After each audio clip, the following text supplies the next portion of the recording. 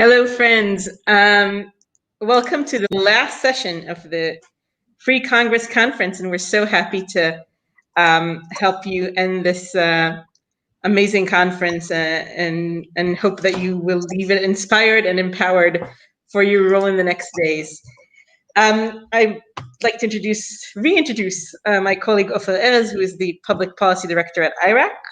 I'm Rabbi Noa Sattath. I'm the Director of IRAC. And I'm happy to see all of you here.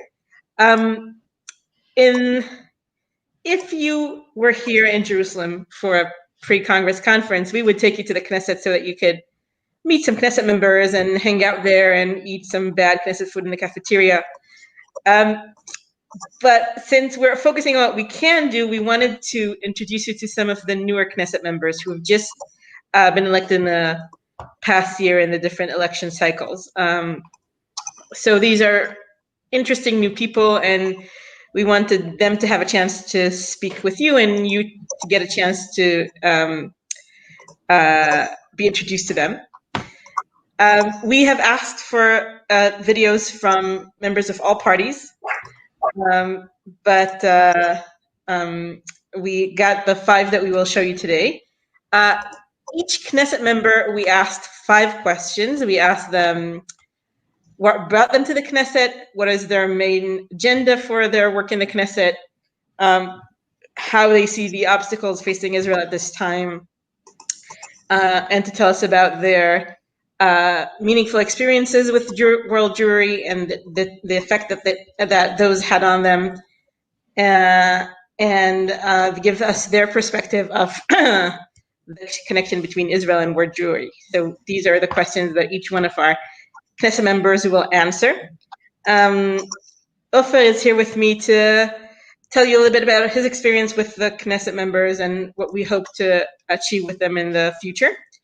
The first video that we will show is of the leader of the Democratic Union, one of the leaders of the Democratic Union, called Yair Golan. The Democratic Union, formerly Meretz, is a very close ally of our movement, has always been. So let's watch the video and see what we think of it. Before we start the video, I want to again invite any questions, comments, thoughts. Please write them. We may only refer to them in the end, but please, anything that comes up that you want to either ask us or bring to the attention of the other viewers, please, we are very eager for this to be a conversation. So why don't we start with the video from Yair Golan. Hello. In the next few minutes, I will try to answer the 5 questions I was asked. And let me start with the first one about why I entered the political system. Concerning that, I would say the following. The moral deterioration of the political system here in Israel, in fact, forced me to try to take some sort of a responsibility. I could not stand by and just watch the destruction of the political system, of the public system here in Israel. And therefore, I need to do something. And concerning my case, my personal case, doing something is to enter the national level of politics. And I will try my best to move back the political system to some sort of normality. Normality, the meaning of that is moral consideration in politics. The second question about my agenda, I would say the following. My main agenda is to stop the politics of identities here in Israel and to move forward with a politics of essence. A politic of essence is constructive, is the ability to analyze the situation, the current situation of Israel, and to make by a rational process the right decisions in order to implement the vision of Israel as a democratic and Jewish state and as the homeland of the Jewish people. The third issue is about the main problem of Israel. And I would say that the main problem from my perspective is not the coronavirus and not the economical crisis, is more than that, is the political paralysis of Israel today, which heavily influenced our ability to cope with the economical crisis, with the health crisis. And therefore, without moving forward, without moving forward with our political system, I would say it will be impossible to fix our economy, to fix our health system. Former experience with the World Jewry. Well, I learned in Harvard University in the year 2002, 2003, and there I met some prominent Jews living in Boston vicinity. I was deeply impressed by the Jewry in New England. Well educated, with a very advanced perception about Jewish life, something that made me more Jew, more, I would say, with much more warmer sentiments toward Judaism, because the Judaism I found in the United States is much more modern, much more comprehensive, much more fitted to modern life. And this is something to adopt, something to implement here in Israel. I would say that in many senses, it's a huge challenge for Israel to close the gap between what we have today in Israel, in our Jewish life, and to be much closer to the perceptions, to the principles, to the theory of Jewish life in the diaspora, mainly in the United States, in England. I think that the books of Jonathan Sachs are very popular in Israel, and because it has something which is very promising in it. And for the last question about the future of connections between the Jewish people here in Israel and in the diaspora, I would say that we need to strengthen the connections, the bonding between Jews all over the world. Israel is the homeland of the Jewish people, and we need to ask ourselves day after day, what is the meaning of being the homeland of the Jewish people? In what a way we make any Jew around the globe to admire, to respect the Zionist project. This is a great challenge for all of us, and I will try to do my best here in Israel, and you will do it elsewhere. And therefore, I think we need to work together. And thank you very much, and well, Happy New Year. Shana Tova.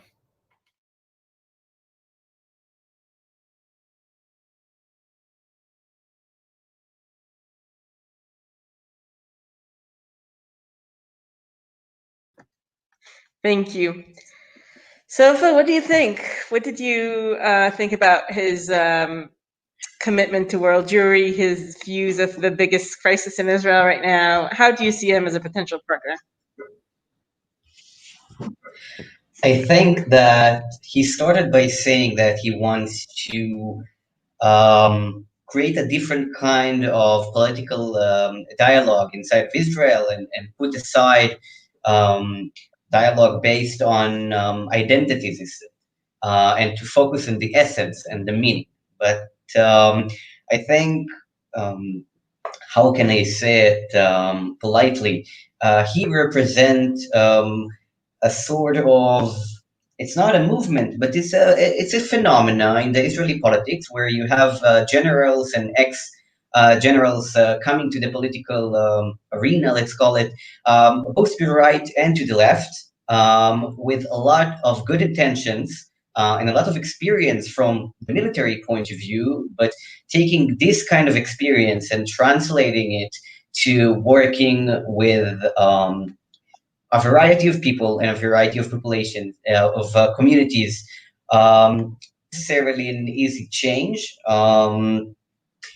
And so I appreciate very much his, first of all, I served in the IDF while he was in office, so I had a bit of experience with him, and I appreciate and believe his genuine intentions, and yet I think that specifically when you are aiming to the liberal and democratic side of the Israel society, you should be able to present a more clear view on what does it actually means, and not just those headlines.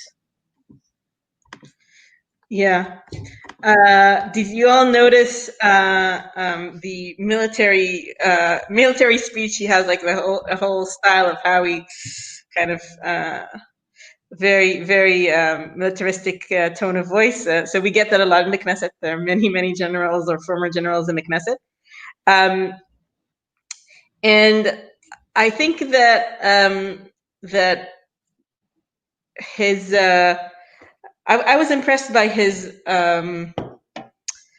Jewish stance. Many times the members, Meretz Knesset members, who are very strong allies of ours in terms of human rights and civil rights commitments, are shying away from Jewish issues. And the fact that he welcomed the variety of Jewish identities that we bring was very encouraging to me.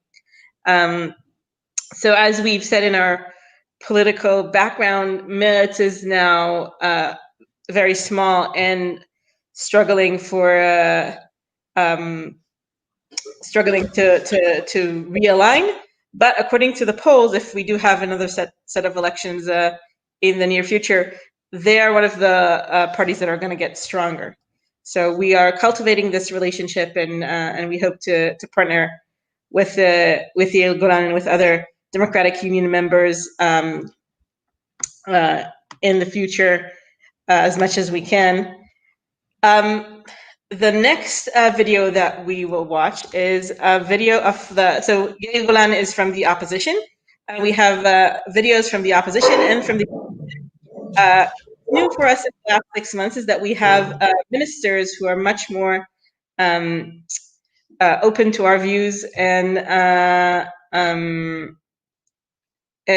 welcoming and are much more concerned about democracy and human rights than we've had in the past 4 or 5 years.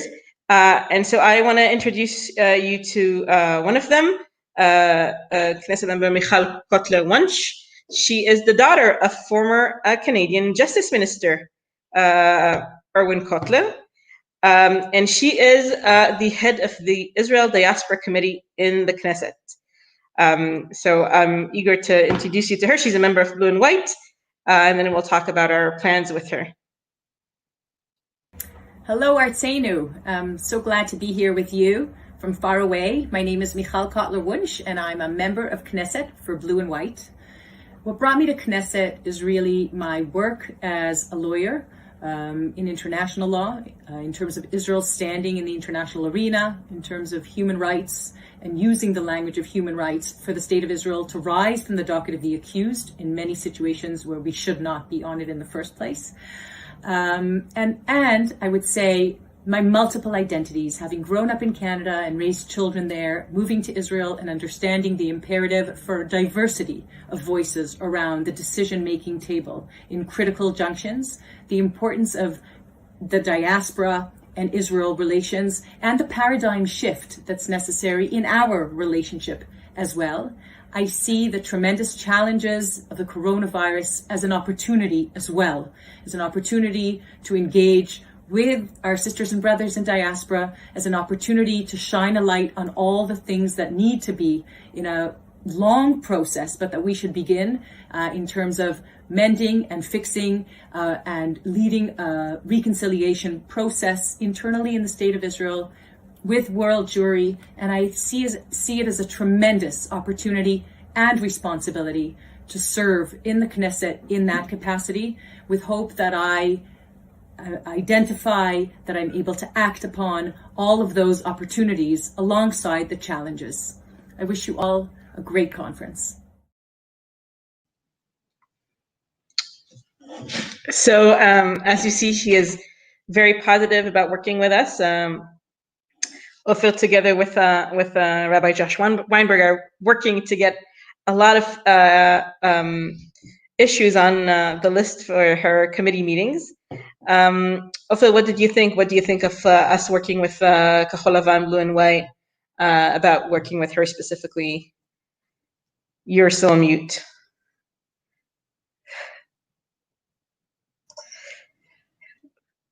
Again, yeah. Michal is better. Okay, wonderful. So I think one of the most great opportunities we have in Iraq is to one who is willing to work with us.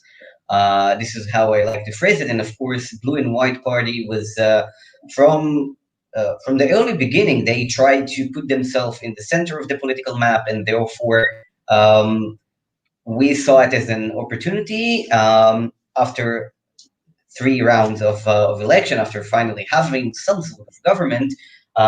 We see now that the Blue and White Party, the ministers and the NKs are great, not great, but very good allies. They are very eager to learn and to listen and to create partnerships. Unfortunately, we are not sure how many of them would, for how long and how many with them would stay with us. And yet we see a lot of good, good intentions and energy.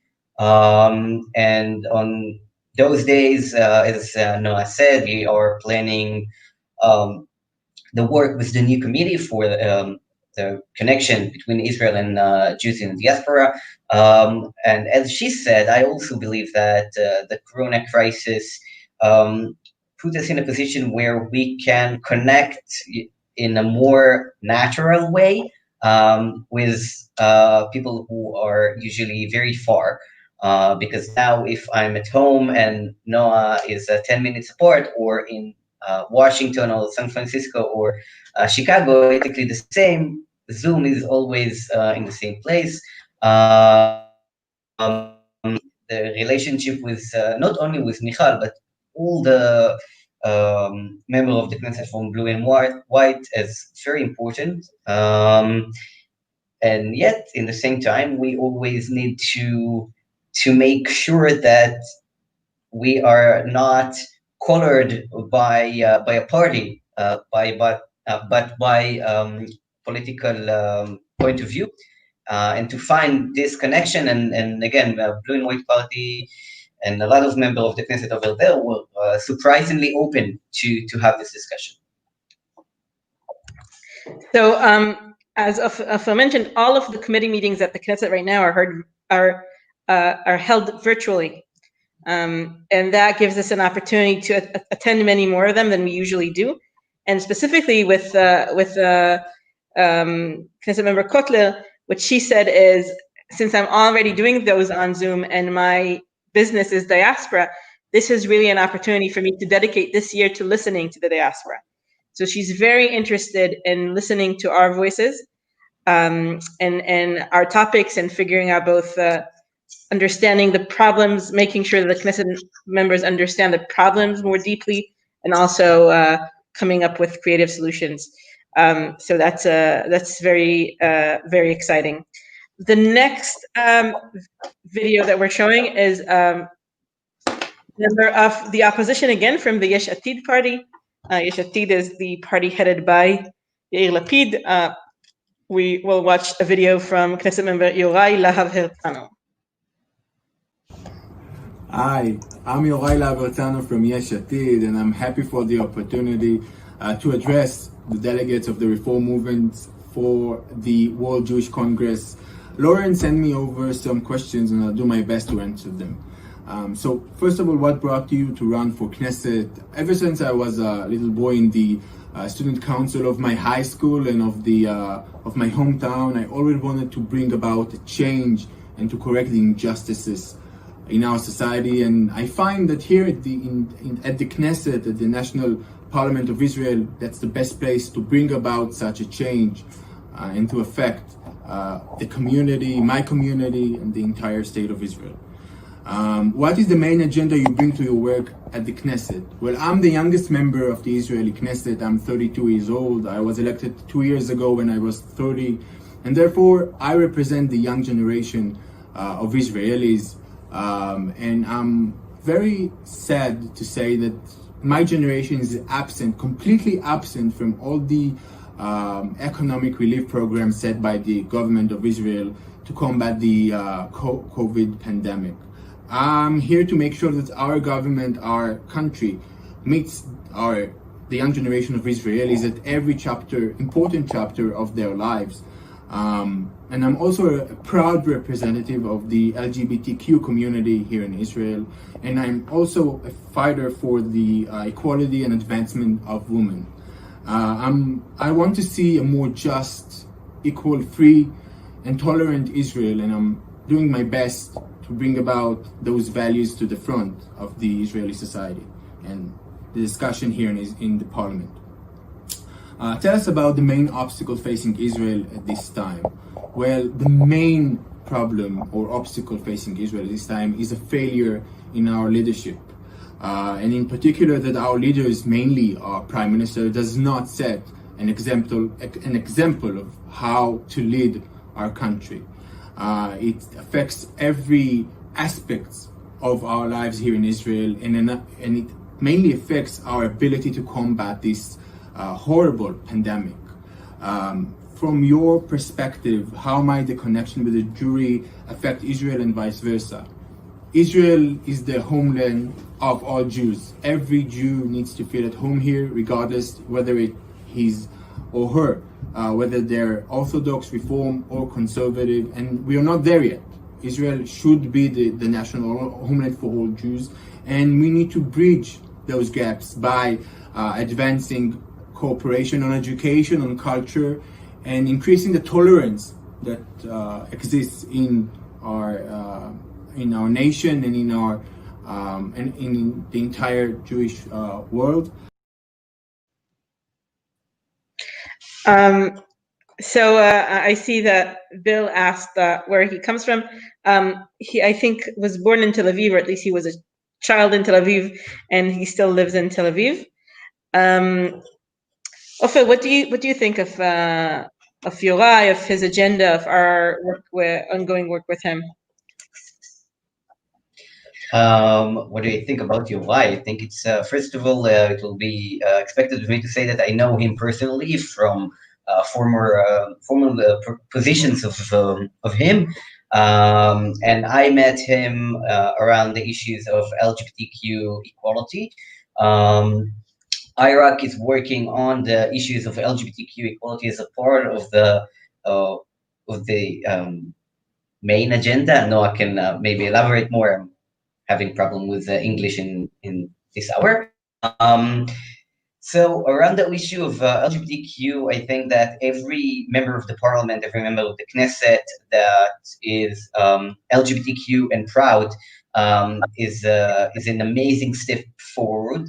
The visibility itself is very important, and yet in the same time, as you probably know, we are having very hard time to push change of legislation around the issue of LGBTQ equality, exactly because of the fact that there is no separation between state and religion, and so people like Yorai, they are fighting the good fight, but they are.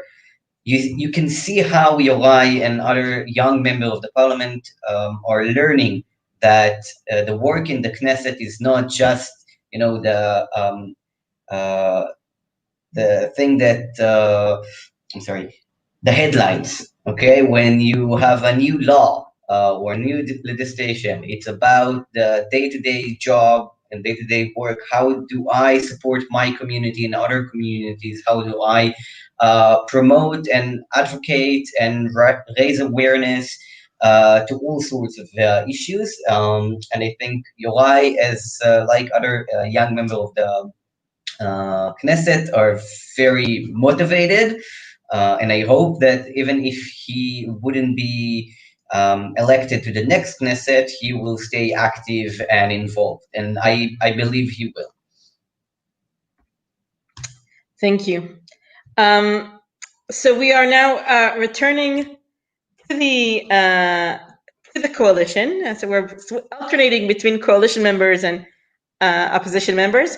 So Yorai was from the opposition, and we're switching to Knesset member Tehila Friedman, who is a long-time friend of the movement. Let's introduce her video, and then we can talk about our past relationship with her and our relationship with her going forward. I came to the Knesset after almost 2 decades as a social entrepreneur, social activist. My activism started in Jerusalem as part of the effort to stop negative migration of secular and modern Orthodox, and stop this very dangerous process of the city becoming more and more ultra-Orthodox oriented, less and less inclusive. The feelings that extremism is taking over. So I was very involved in that. And from that, it just developed to taking more leadership positions as a chairperson of Ne'emanei Torah V'Avoda, which is a NGO that try to promote tolerance, democracy, humanism, feminism within modern Orthodoxy, in general, issues of religious feminism, and so on and so forth. At the same time, I was working with Nathan Sharansky as his advisor. I was working with the Jewish Federation of Central New Jersey as part of Yad Nadiv. I went to Mandel School for Leadership, did many things. All together, I came to a moment when I felt that there's a very clear limit to what you can achieve from the nonprofit sector when it comes to influence on Israel public arena, and everything that we in the social movements connects politics, tear apart. Every cooperation we create, politics is damaging. I felt that it's almost like trying to, make the ocean dry with a teaspoon. It's pointless. And if the political system of Israel wouldn't change, if we wouldn't be able to create or to bring those values of common good to the political arena, we can't make the change that Israel so desperately needs. Now, what is this change? We can see now in the Corona time that the biggest challenge of Israel is the lack of social cohesiveness, the lack of social solidarity, the lack of arvut adadit between the different tribes that makes the Israeli society. Now, I know that Israel is not the only country that faced this challenge. I dare to say that America is even in a worse situation, and yet I feel that this is the biggest challenge because we live in a society that holds a very, very deep diversity. Different communities that see the past differently, dreams the future differently, live the present differently, and that the values clashes, don't know enough one on each other, and feel very threatened one by each other. And with the very problematic political leadership we have, that despite the situation, you could imagine a leader that put all his effort into trying to create this solidarity. But we have today leaders that put all the effort to the opposite side, and here we are when we can't get control on the virus and we can't fight the death and the economical damage because each group see only its own interest. Each group see every limitation as a punishment to them, and why not they, and why do you blame us and not you don't blame them, like kids. And we can't, in order to fight Corona, we need to have solidarity. We need to have people agreeing to put limits on themselves for the betterness of the common good.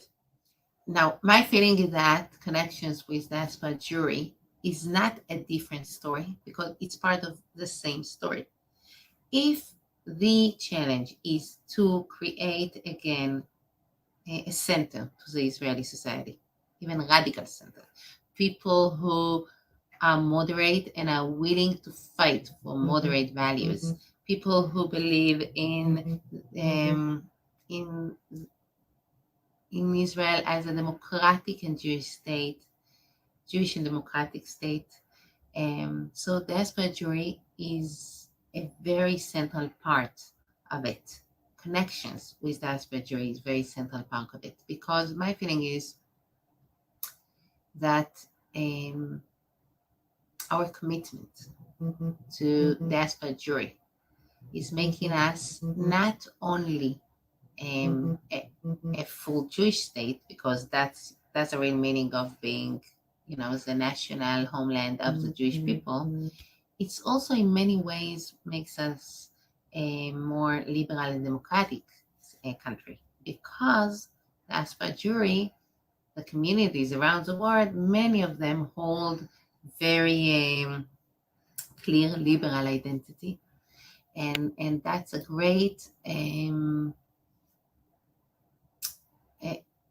that's a great thing, that's a great contribution for Israel. It's the same way that the collective Jewish character of Israel is a contribution for Diaspora Jewry. I really feel for many, many years now that each side has a lot to get from the other side and a lot to give. The more we act like that, instead of see the situation as a competition.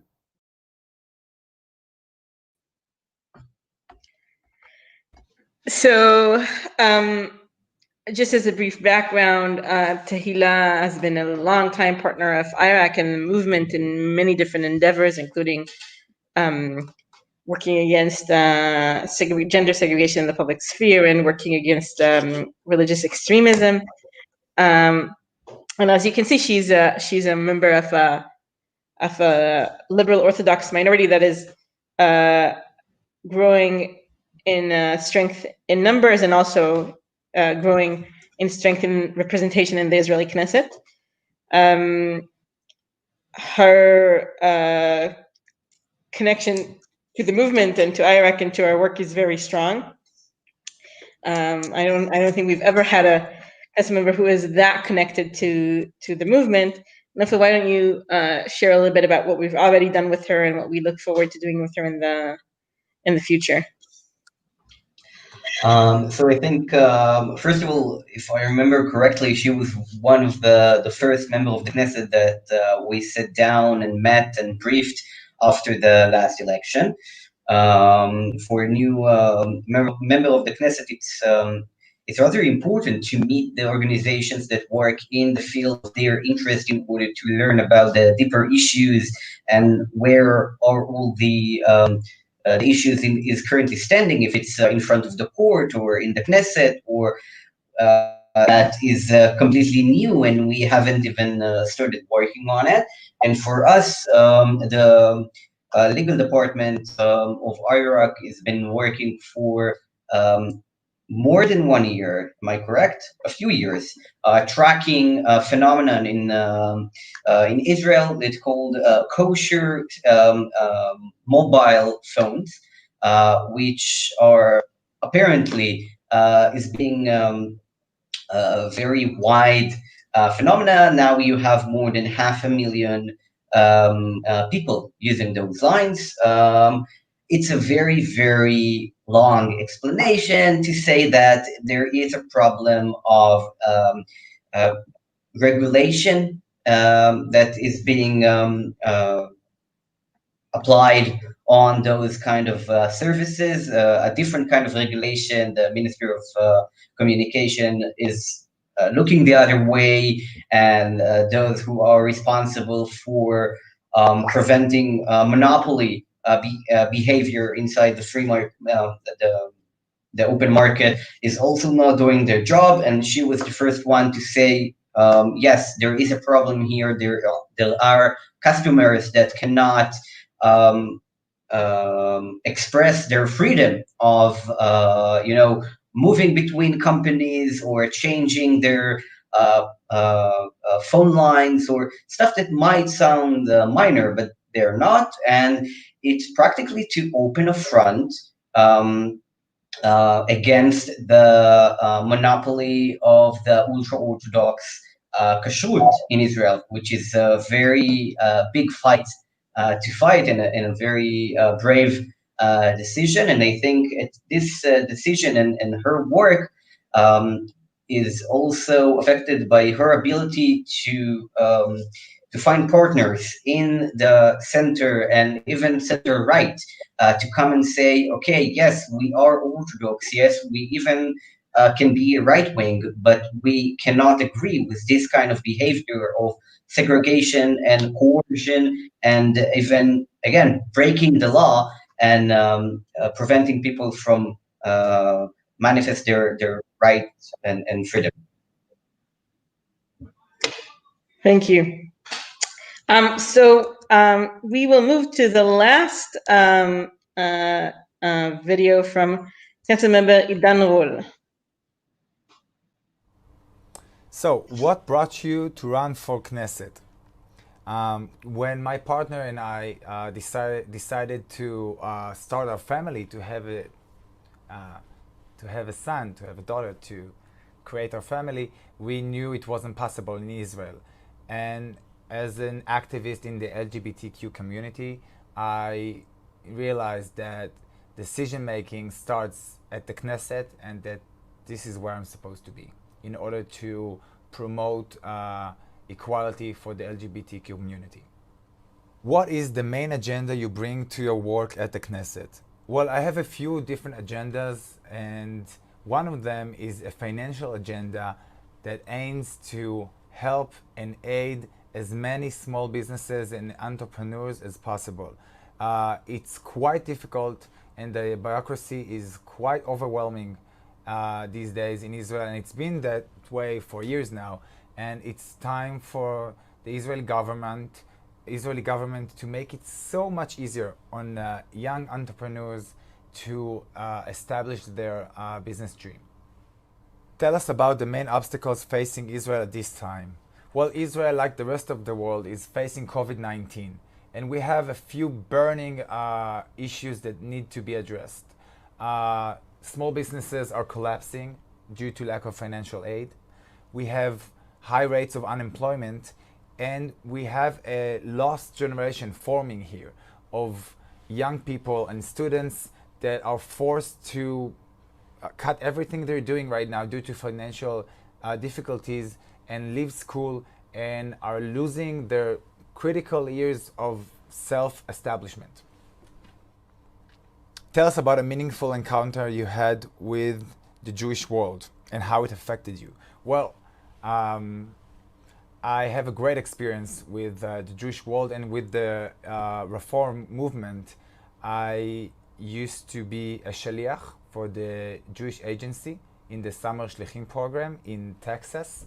I did it for 2 summers and also trained some of the delegations, and I got to know this big, great, loving, supporting community of Jewish people in the United States. And I think that we need to make the ties between us and them stronger, and we need to introduce whole other sides of Israel to them, because we are stronger united.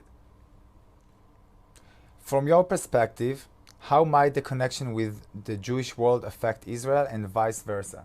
Well, it's no secret that young Jews around the world are not as familiar with Israel and are not as connected to us, to Israel, as they used to be. And I think this is a big challenge for us. We need to introduce to the Jewish world new aspects of Israel and find new ways to communicate and connect and interact and build a brighter future together, not just based on us being Jewish, but also about how to make the world a better place, tikkun olam.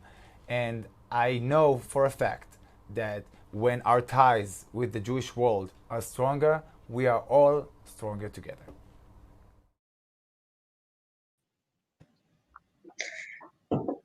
Thank you. So that was the last video, also from a Yesh Atid party. Idan Rol is also from the opposition in the Yesh Atid party.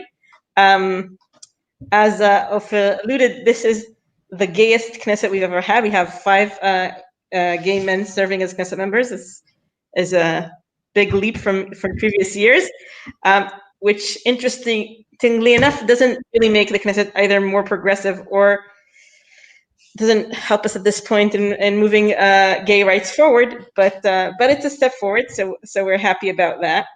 I'm interested also in the fact that when I thought about what Knesset members would respond to the question, what's the biggest challenge? I thought that they would mention COVID health-wise, or democracy threats, or threats to the Israeli democracy, or international issues.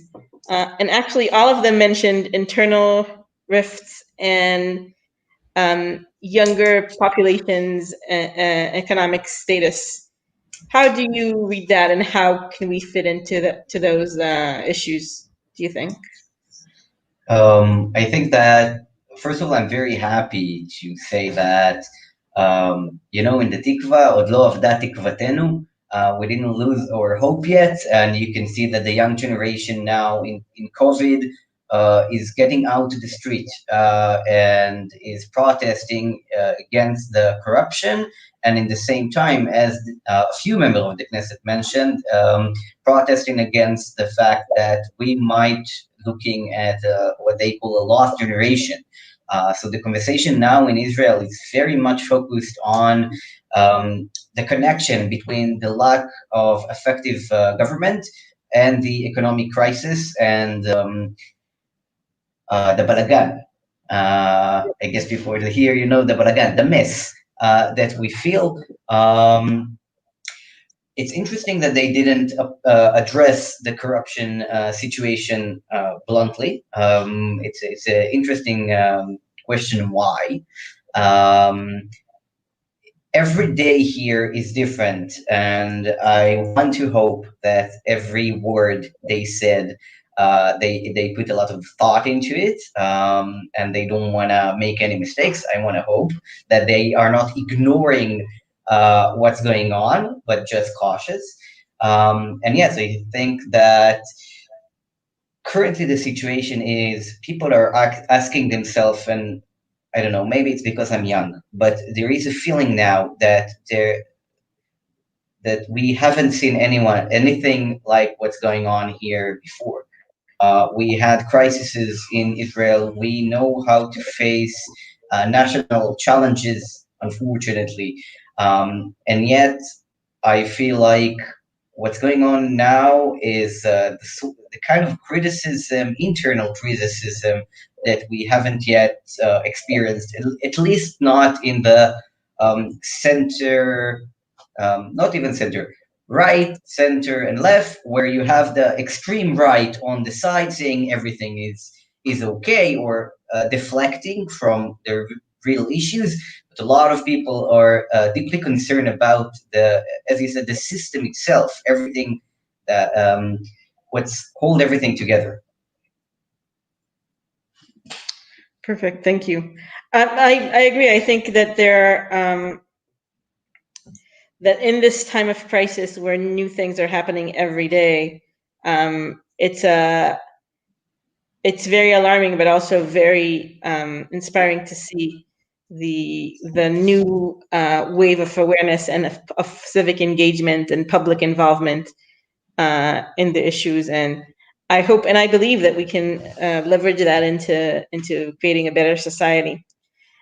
So we have presented you with 5 of the 40 new Knesset members that we have in this current Knesset.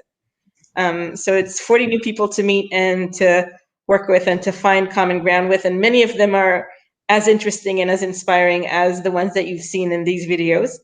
One of the things that we're constantly thinking about is that they may not be Knesset members for long, as there's constant talk of another round of elections in Israel.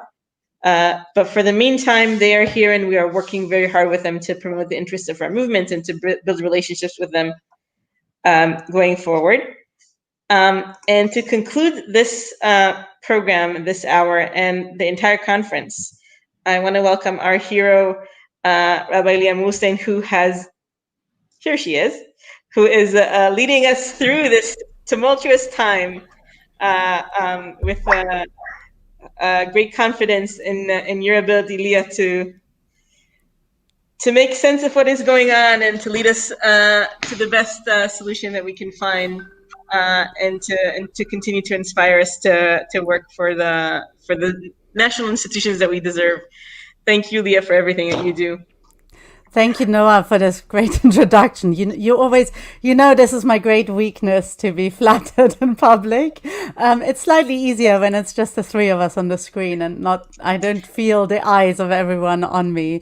So for the delegates who have not yet seen Leah, then she can face like a mass of people yelling at her. She can call security if people were breaking the laws of the conference. People can be screaming at her, and she'll be calm and determined to continue with the program. But if you say like, Rabbi Leah Muhlein is doing a great job, she crumbles.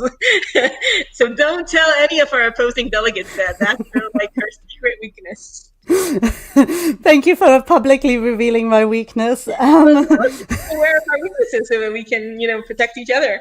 Absolutely. And thank you so much for this wonderful discussion, both to you, Ofer, and to you, Noah, of course. Very, very fascinating. Maybe I can just take the privilege of being invited onto the screen to ask you one last question. And that would be, so we heard from new MKs. How would you say, and maybe Noah, you say something first and then you offer, how would you say the answers would have been different if we'd asked some veteran Knesset members? What would be one thing that you think would have been different? So I think that the remarkable thing about the number of new Knesset members right now is the fact that the vast majority of new Knesset members did not come in through a primary system. So they did not grow up or professionally in a political framework. Many of them, I think 4 of the 5 that we saw, are very new to politics. So understanding the challenges of the system and how it works and the many, many disappointments that you have to face in order to get success is something that they're really just adjusting to. I think that more experienced Knesset members may have spoken more broadly about the political situation in Israel than the current Knesset members who just kind of alluded to it. So they may have been speaking more bluntly about corruption, about democracy, and about the government's handling of COVID. Thank you. Ofer? I agree with anything with everything and everything that Noah says. And specifically around this issue, I think that for those members of the Knesset, they are in the last 2 years has been going back and forth from election to election, and they haven't yet even experienced the proper Knesset being the day-to-day job. And I think they also experience a very messy organization. If you look at the government as like any other organization now, they lack of management, and us in the NGO world and experience this and compare it to our experience in the last 30 years, and we can say that something is not working. But for those new Knesset members of the Knesset, they hear us and they see what's going on, but not like people with more experience in the Knesset. They don't necessarily know how to point out what exactly is not working properly, what exactly is not functioning, but so they can only describe the atmosphere and what us, even as a public in Israel, know about the lack of functioning. And yet in the same time, I think that the hope and the aspiration for both new and veteran member of the Knesset, you would always see people with a lot of hope. I never met a member of the Knesset, even in personal conversation, that wasn't full of motivation and expecting for something good to happen in the future. So this is interesting. They are never pessimistic. Thank you. And I think that's sort of this, what you talked about, this like the challenge of, not even yet knowing how it quite functions. I think oftentimes this is one of the things we discover in politics. It's not always just about being right or having the right number of votes, but kind of understanding the system. So maybe, I think, Noah, you are the veteran. Ofer is kind of new in the team. So I'm going to turn this question to you. Maybe what would be your top tip for our delegates to be politically effective as they're going to go to the Congress, and in the committee meetings, they'll be able to raise their voices, to add what they believe. What would be your top tip for them? I have 2. I can't choose between them, so I'll speak quickly. So one is remember that people will only take away 1 or 2 major points from whatever you're trying to say. So make sure that this is what they remember. If you prepare 3-minute remarks, what is the 1 sentence you want people to take away from your speech, and repeat that as many times as you can. I'm sorry, I'm not very intelligent, but it's important. And the second is find allies. Don't build relationships as much as you can. Don't exclude if they're not, horrible racists or sexist, try and work with them on what we can work with them. We want to achieve specific goals, and we will work. And it's always good to work together with a diverse group of people that we can find common ground with. Fantastic. Thank you. That's 2 top tips. Ofer, do you have an alternative one that you want us to hear from the newcomer? Sometimes the new people bring new ideas. I do not have a specific idea, but I want to offer our help with any kind of idea or question you have. If there is information you would like to find and you cannot find it, or anything else that you think that us here in Israel and specifically in Iraq, if we can help in any way, I hope you know how to reach us. We'll make sure. The context, exactly. Thank you. Thank you. And thank you to both of you. Really fascinating conversation as always. And thank you for all the work you do. We are deeply indebted to you. It's not always easy. I know that there are many rough days sometimes, but you do truly sacred work. And thank you for enriching our program, not just once, but twice in this 10 days. So a big thank you to the two of you. And then I want to just finish by saying a big thank you really to everyone for these spectacular 10 days. It was kind of my crazy dream when I found out we couldn't be together, that we would be able to pull together an online conference. Artzeinu never even had an open conference for people to just attend ever before in person.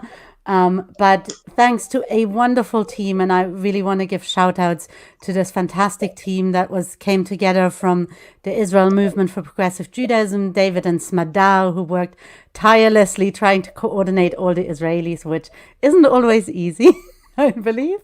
Sonia Güntner from the World Union for Progressive Judaism, Rachel from Netzel, and then a huge team from Artzeinu, Rabbi Josh Weinberg, Rabbi Jack Luxemburg, Hope Chernak, Zach, I'm going to forget someone, Hope Deckel.